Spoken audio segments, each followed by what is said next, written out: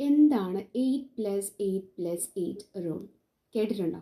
ഇപ്പം മിക്കവാറും ഈ ലിങ്ക്ഡിൻ പ്രൊഫൈലൊക്കെ ഉള്ളവരാണെങ്കിൽ ഒരുപാടടുത്ത് ഇങ്ങനെ ഇതിൻ്റെ ഒരു എന്തെങ്കിലും കോഡ്സോ സംതിങ് ഒക്കെ കണ്ടിട്ടുണ്ടാവും. ആരെയും ഇത് ഇൻട്രൊഡ്യൂസ് ചെയ്തതെന്നൊന്നും വലിയ വിവരമൊന്നുമില്ല, പക്ഷേ ഇതൊരു നല്ലൊരു ഐഡിയ ആണ് കേട്ടോ. അതായത് ഇന്നത്തെ ഒരു കാലത്ത് ഇപ്പോൾ ഒരു എന്താ പറയുക, പ്രൊഫഷണൽ ലൈഫും പേഴ്സണൽ ലൈഫും തമ്മിലൊരു ബൗണ്ടറി വേണം എന്നുള്ള ഒരു ഡിസ്കഷൻ എല്ലായിടത്തും നടക്കുന്നുണ്ട്.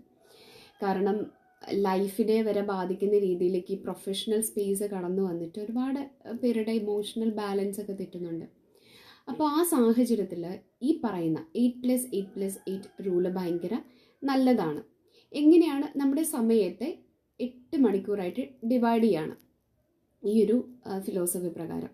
അതായത് ഒരു 8 മണിക്കൂർ എന്ന് പറയുന്നത് നമ്മുടെ പ്രൊഫഷണൽ ലൈഫിനാണ്, നമ്മുടെ 9 to 5 ജോബ് അങ്ങനെയുള്ള കാര്യങ്ങളൊക്കെ, ജോബ് റിലേറ്റഡ് കാര്യങ്ങൾ, ഇപ്പോൾ ഫ്രീലാൻസ് ചെയ്യുന്നവരാണെങ്കിൽ അങ്ങനെ.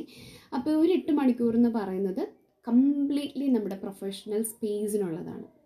അടുത്ത 8 മണിക്കൂർ അത് നമുക്ക് ഉറങ്ങാനാണ്, റിലാക്സേഷൻ ടൈമാണ്.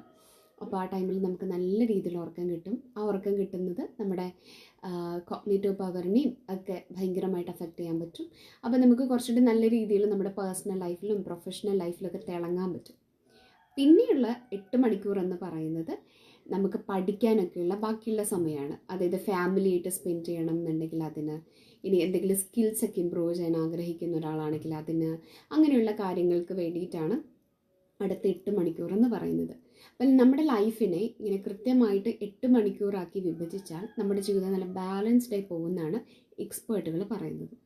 നിങ്ങൾ ആരെങ്കിലുമൊക്കെ ഇത് ഇംപ്ലിമെൻറ്റ് ചെയ്തിട്ടുണ്ടോ? ഇങ്ങനെ എന്തെങ്കിലും ഒന്ന് അടുത്തുകൂടിയെങ്കിലും പോകാൻ പറ്റിയിട്ടുണ്ടോ?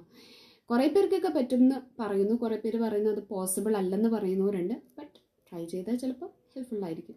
അപ്പോൾ നിങ്ങൾ ആരെങ്കിലും ട്രൈ ചെയ്തിട്ടുണ്ടെങ്കിൽ ഒന്ന് പറയാനായിട്ട് ശ്രമിക്കണേ. ഇതുപോലത്തെ എന്തെങ്കിലും ടിപ്സും അല്ലെങ്കിൽ ഇതുപോലത്തെ പ്രൊഫഷണൽ റിലേറ്റഡ് ആയിട്ടുള്ള കാര്യങ്ങൾക്കൊക്കെ വേണ്ടിയിട്ട് ചാനൽ സബ്സ്ക്രൈബ് ചെയ്യാൻ മറക്കണ്ട. ഓക്കെ.